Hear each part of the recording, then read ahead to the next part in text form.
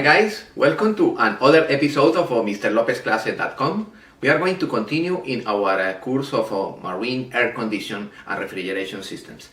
In this chapter we are going to talk about the refrigerants, the different type of refrigerants, and we are going to explain the procedure to take the E.P.A certification. This is an important certification in order to get the approval to buy refrigerants, to replace refrigerant, to recover refrigerants, and to repair air conditioning equipment. This is an important certification, the E.P.A certification. That certification is simple. You can take the certification during the weekend in your home. It's online, and I am going to explain the procedure to enter in the web page and take that certification, the E.P.A certification, that certification. Okay, my friends, we are going to start checking the refrigerants, the different type of refrigerants used in air conditioning equipment. One of the most important things is, remember that picture. We are going to refresh quickly the flow of the refrigerant this is a split unit. This is a split unit because here we have the evaporator, and this is the condenser.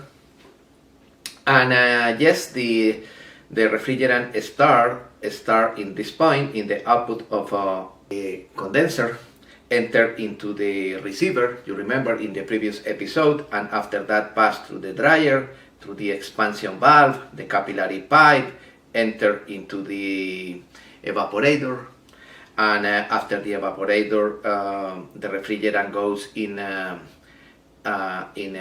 vapor and enter in the suction side of the compressor. This is the cycle of the refrigerant, and the refrigerant change the state from vapor to liquid, from liquid to vapor, and depending of the cycle, depending of the compressor. I need recover periodically the refrigerant in my car. I need added a little amount of refrigerant each 2 months, but I don't have a leak. My friend, if you need to recover, it's because you have a leak. No, because a technician friend of mine said that this is because it's evaporated. No, the refrigerant is not evaporated. The refrigerant is not burned. No, you have a leak. No, I don't have a leak. You have a leak. For that reason, you need to recover a little amount of refrigerant each month. Oh, that's normal because after I added, my equipment is perfect. It's not perfect. You have a leak. In normal conditions, you don't need added refrigerant. Exactly the same in your home. In normal conditions, you don't need added. No, because it's once per year. That's not normal. Because this is an hermetic circuit, completely hermetic circuit. Alright? If you need added, it's because you have a leak. In what case I need added? I am going to explain today in this episode in what situation you need added refrigerant. For what reason you need added refrigerant. For that reason, the set of gauge to check the pressure, those gauge with the low pressure side and high that I explained in previous episodes are mandatory, are necessary in order to verify if the refrigerant the level is okay. The level is okay if the pressure in high pressure and low are according with the recommended pressure for that specific refrigerant. Remember that each specific refrigerant have a pressure recommended, high pressure and low pressure per each refrigerant, and according with the refrigerant should be the compressor. My air conditioning equipment, in the label the refrigerant said is R22. I am going to flush the refrigerant and I am going to replace for R410A. No, because the compressor of that air conditioning equipment was designed for that specific refrigerant. If you replace the refrigerant for other refrigerant, you damage the compressor. Simple. But that equipment was designed for that specific refrigerant.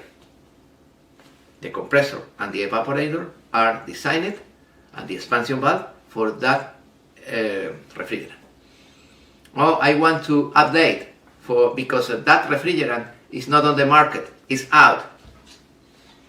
According with the protocols, that refrigerant is not produced 5 years ago. I am going to flush the system and I'm going to put another refrigerant with the same compressor.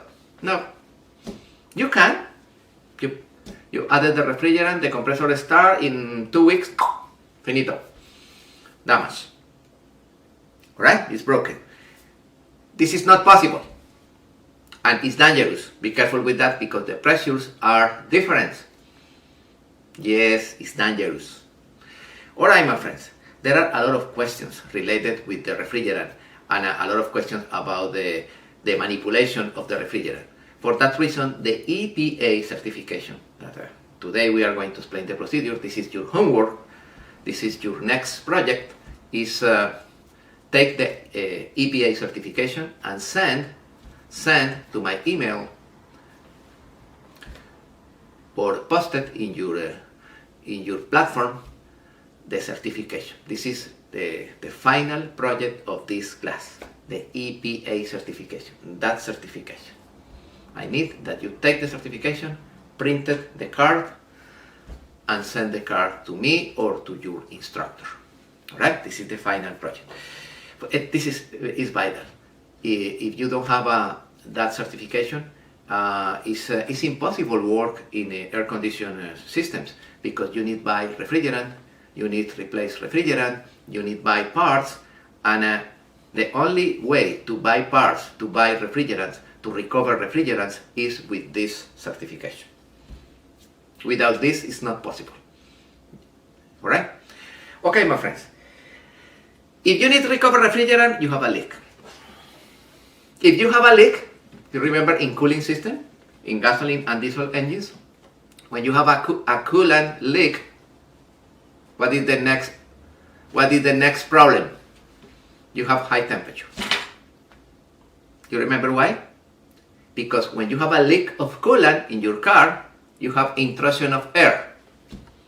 And when you have intrusion of air in the coolant circuit of your engine, if you have bubbles of air, that bubbles with the temperature expand, and the boiling point go down, and the refrigerant become vapor, and you have millions of problems, explode the hose, explode the radiator, and damage the engine. You remember that? Alright, it's because the air enter. When the air enter, you have problems. Exactly the same occur in the air conditioning system. If you have a leak of refrigerant, you have intrusion of air. Each time that you introduce the bottle of gas to added refrigerant, you introduce a little amount of air. You remember when you connect the fitting, you release freon and you introduce air. That's not good, right? And now the temperatures, the boiling point and the freezing point change. And of course, you have a consequence. One of the consequences is that you hear that the compressor start and stop frequently, more frequently than the regular. This is because the level of refrigerant is low. And suddenly you open the cabinet and you see the coil of the evaporator completely full of ice, like this. This is another indication that the level of refrigerant is low. Simple. Ice on the evaporator and the compressor cycling. Start and stop frequently. Okay, my friend, be careful with that. This is important. Take care with that and pay attention. If you need to recover refrigerant, you have a leak. No, but I checked in my boat, I don't have leaks. Yes, you need to use the detector. I can verify introducing dye, the developer. How can I introduce the dye? There are different ways to introduce the dye. With this, you suction the dye and you introduce the dye in the system. You introduce the dye, and after that, with a flashlight, especially for UV, you can determine where is the leak. Yes, you have different type of dyes. You have different type of dyes depending of the refrigerant. This is for R134A, but there are other ones for R400, and they have the fitting, the adapter. They have the adapter to connect on the system, and right now you introduce the dye, and after that, with the flashlight, it's easy to identify where is the leak. This is a simple way. Right? This is one way to identify. If I have a leak in marine application, you need cut the line with the cutter pipes and do the flares and install the fitting. Do the flare and install the fitting. Sorry, that's the procedure. Don't use torch and flame inside of the boats, especially in engine compartments, in the cabin. It's dangerous. In marine application, it's not recommended. Alright? For that reason, flares and fittings is better in marine application. Good. Why the refrigerant produce millions of problems? It's basically because the refrigerant, you remember what is the trade name for the refrigerant? It's Freon. The people say Freon. But not all the refrigerants are Freon. But the people commonly say, oh, I am going to add Freon. I am going to remove, recover the Freon. I am going to replace the Freon in my air conditioning equipment. Freon is refrigerant. Okay? It's the trade name for refrigerant, for air conditioned refrigerant. Okay, we are going to say Freon because it is very, very common. But the Freon is basically a combination of hydrocarbons, fluorine and chlorine. And you remember what happened with those elements, with oxygen, fluorine and chlorine and sulfur? You remember what happened with those elements in that corner of the periodic table? Those elements are highly corrosive, because those elements have the higher electronegativity in the periodic table, the higher level of energy. Those elements are located in the group 6 and 7. They only need 1 or 2 additional electrons to complete 8 electrons in the last orbit and be stable. For that reason, oxygen oxidizes the rest of the elements in the periodic table. The rest of the elements here are oxidized for oxygen. And of course, fluorine and chlorine with high level of energy attack the rest of the elements because they have the higher electronegativity. They are located in that corner. They destroyed everything. They destroyed everything. I explained in previous episodes what happened when you release fluorine or chlorine into the environment. Separate the molecule of oxygen. And that single oxygen goes to combine with other O2 and produce ozone, O3. Ozone is good in the stratosphere, good ozone. However, the ozone close to the surface of the Earth is corrosive, is highly corrosive.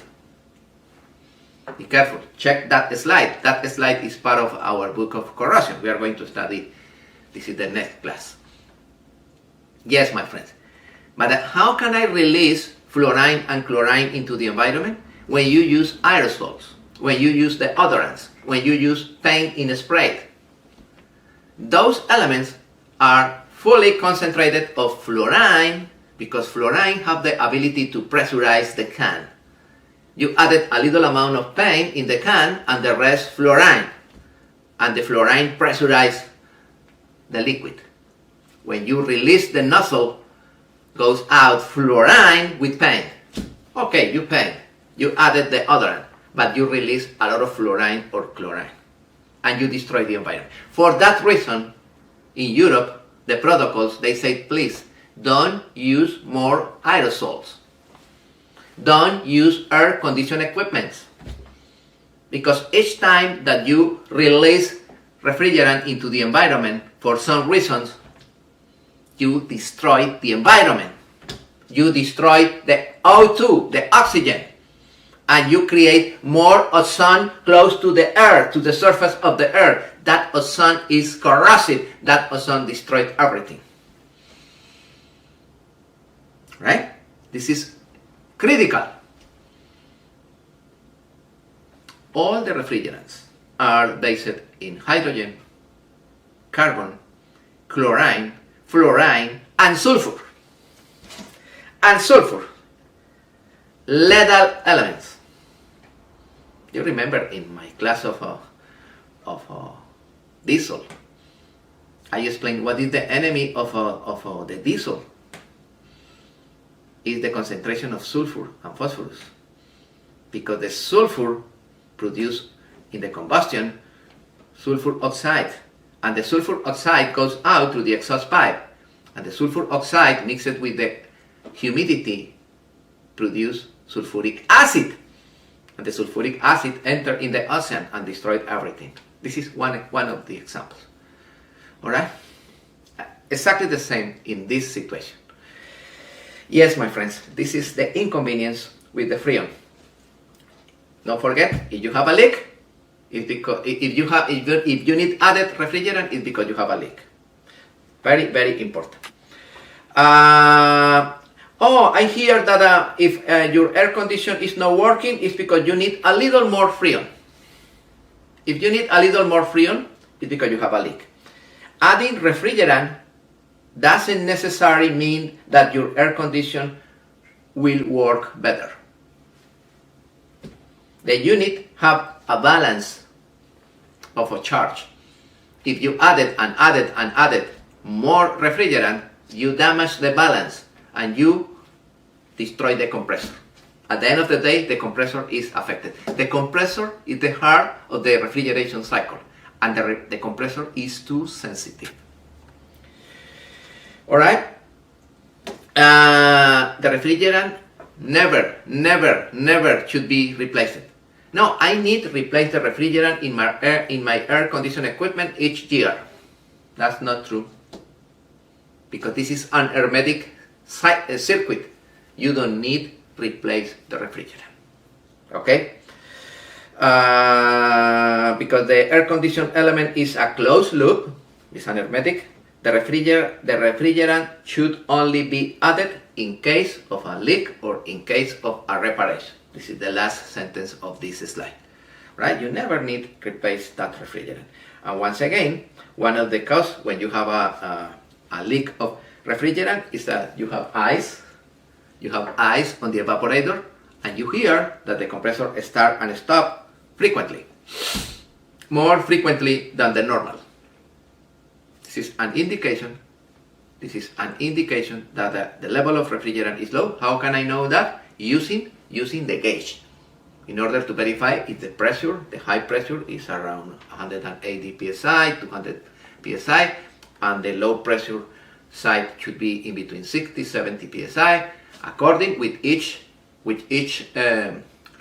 Each refrigerant have your own pressures recommended. Okay, if the pressures are low in high and low in the low pressure side, this is a perfect indication that the level is low. Okay? I explained in previous episodes the procedure to recover the refrigerant and the procedure to add refrigerant into the system using the pressure gauge. Alright, yeah, that's the secret. That with the pressure gauge, you can identify where is the leak, how can I solve the leak, and until what point can I add refrigerant. What happens if I added more? No, you need added until the pressures are the pressures recommended. That's it, and in that moment you stop. No more refrigerant in the system. Once again, R12 or Freon 12. Look at this. Freon is basically fluorocarbon, chlorine, fluorine, and carbon. Where I found those elements? In aerosols. This is the most common. In aerosols, you have a lot of chlorine, fluorine, carbon, and sulfur. According with the protocol, the Montreal Protocol, those refrigerants, its manufacture was banned in the United States alone with many other countries in 1994 due the concerns about the damage of the ozone layer. Correct? R12 was replaced for R134A, and because has a lower ozone depletion potential. All right. Freon components. Refrigerators from late 80s until 1929 are based on ammonia. This is the formula for ammonia. Are based in methyl chlorine. This is the formula for methyl chlorine. And sulfur dioxide. Oh, that's not good. That's not good. All right. Freon is a fluorocarbon. CFC. That's freon. We are going to learn about this in the E.P.A certification that we are going to take this weekend. It's an organic compound with a lot of carbon, with a lot of chlorine, with a lot of fluorine. Ugh. That's not good. That's not good. Can I live without an air conditioning equipment? Yes. Yes. Yes, my friend, you can live without any air conditioning equipment. Can I design my home without any air conditioning equipment? Only with mechanical ventilation and fans? Yes. In Europe, there are a lot of contractors, architects, dedicated to design intelligent buildings. Those buildings produce your own energy from solar panels and windmills, and produce mechanical ventilation, forced ventilation, using the concept of convection, and the air circulates constantly, and internally you work in a perfect comfort. Yes, there are a lot of companies dedicated to intelligent buildings. I recommend visit this company. That company is specialized in Europe about those intelligent buildings in order to avoid the use of air conditioned equipment. In the United States, we design all of our buildings, homes, boats with a lot of air conditioned equipment. We need to change our mind, and we need to replace those air conditioned equipments for mechanical ventilation. I am going to create a special video dedicated only to the process of mechanical ventilation and how to improve your homes with mechanical ventilation. I am in the process to create that video with guys of the Society Organica. They are located in Barcelona. They are experts in those systems. I am learning about that in this moment with my brother Fabian. He's a doctor specialized in those intelligence buildings, and I want at the end of this year learn about those systems in order to implement those systems in our boats. The majority of the European sailboats, they use those concepts and they don't need air conditioning equipment. And I am going to work hard in the next coming years on those systems with Fabian, with the Society Organica, in order to improve those systems in our boats. We need to eliminate the air conditioning equipment. We need to eliminate the necessity of the air conditioned systems in our lives. We don't need. It's an invention of the people. It's a fatal invention. We need to eliminate that bad use. Okay, my friends, this is freon. For that reason, we need to eliminate freon from our lives.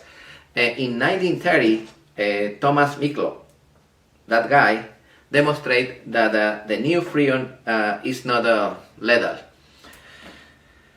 In my opinion, it's lethal. We need to eliminate freons.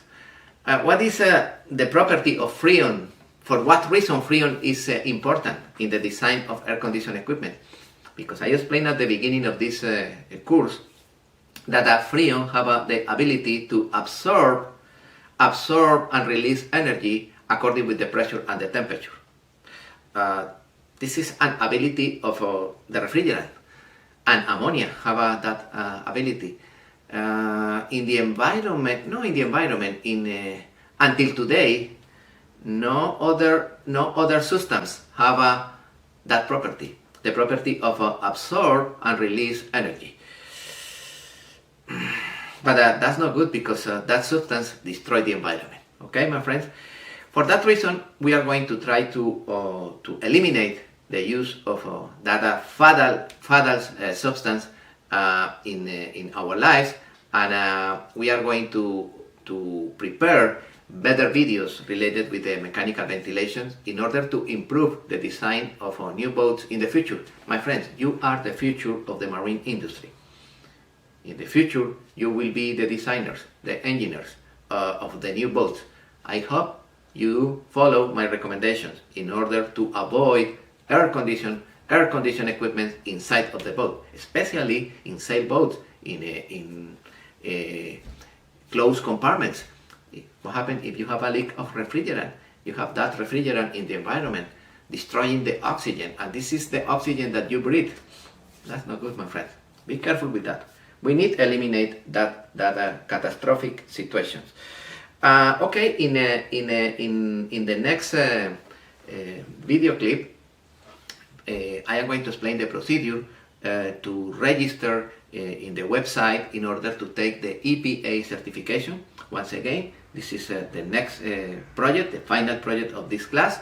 I need that you enter in the web page, register to take the certification. Is only $25. That's nothing. Take the exam, printed the certification, the ID card, and send that picture to my email. Ready? Now I am going to explain the process to register in order to take the E.P.A certification. This is the process to take the E.P.A certification. This is the 60A Type 1 certification. There are 3 certifications, Type 1, Type 2, Type 3. Right now I am going to explain 60A and 609.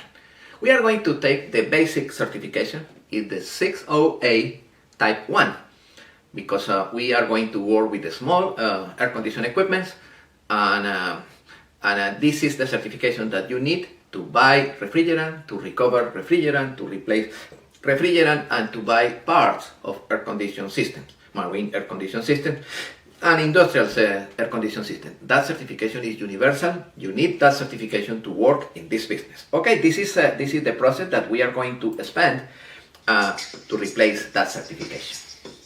Enter in Google and you put E.P.A certification, and I love it, this one, mainstream engineering, in order to get the E.P.A certification. The first one, that one, that's nice, right? We enter over there, that's the first one, and immediately you have this page, that page, and this is EPAtest.com, EPAtest.com, right? In that test, we are going to try to take this one, the 60A certification. All right. In the web page, you have different options, the different type of certifications, the study guides, tests, quizzes in order to practice. You can download a lot of quizzes in order to practice before the exam. We are going to take the certification. This is the next project. You need register, $25, and take the certification and printed your diploma. Okay, this is the process.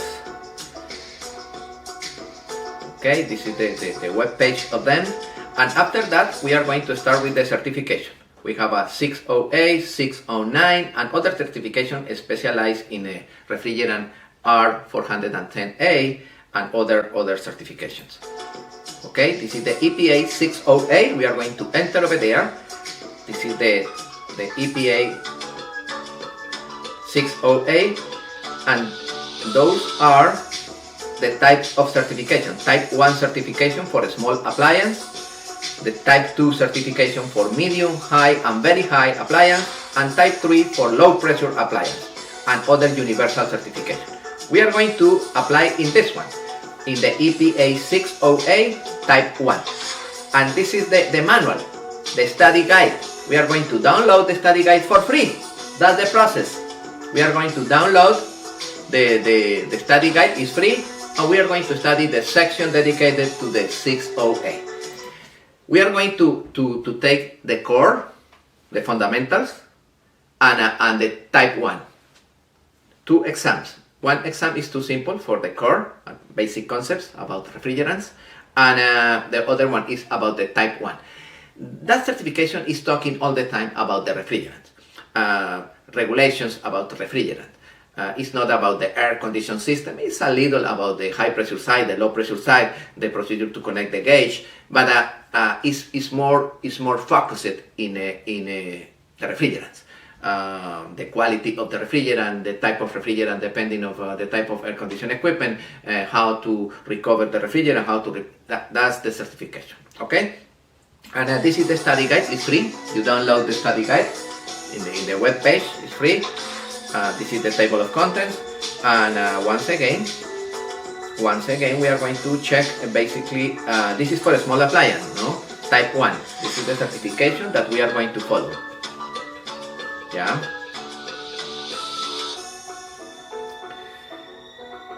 Correct. And there are a lot of tables with pictures, and that's the core.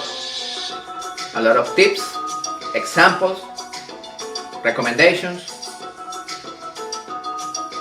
Yeah, what happened with the atmosphere, the ozone, the legislation about that. It's simple theory. It's not complicated. Yeah, the different type of refrigerants and the composition, the chemical composition of each one. All of this information is in the study guide. This is only a summary about that. Yeah, the different type of refrigerants, the effects on the human body. Okay, and now, exactly, this is the test. We are going to pay $24.99, $25. As soon as you paid $25 with your credit card, you have access to the exam, and you can take the exam. And there are a lot of questions about the exam. Right now, you can solve those questions. Yeah. You paid over there. As soon as you pay, it's open book. And this is the type 1. And this is all of the questions related. What is the E.P.A test? Can I take that test online? What is the proctor format of the test? All the questions that you have are solved here in this page. How hard is the E.P.A? It's not hard. It's a little longer, but it's not hard. But, you need to take that certification. It's part of this class. And those are the certifications 608, 609, R410A, and the rest of the certifications. We are going to take the first one, the simple. The different type of question. Those are the certifications that we are going to take. Correct? That's simple. And now you are ready. Begin the exam. You read the rules. You say begin, and you start to take the test. You read the rules carefully, the recommendations. If you fail the test, you can retake the test for $4.95 or $5, something like this. You can retake the test $5. Okay? Begin the exam. You begin the exam. You take the exactly E.P.A 608 type 1. The manual. Remember, you have the manual, the study guide, and you take the test. You take the exam, and immediately you have the option to register. You need enter and register. The registration is simple. your first name, last name, your email, your password. Immediately you added all of your information. You are ready to register. You are ready to take the test, and if you pass the test, it's 80%, I think so. Immediately you pass the test, you have the certification. You printed the certification and you send to me the certification related with this exam. Okay, my friend, this is the process. This is part of the project. I hope you finish that part of this course. Part of this course is take the E.P.A certification.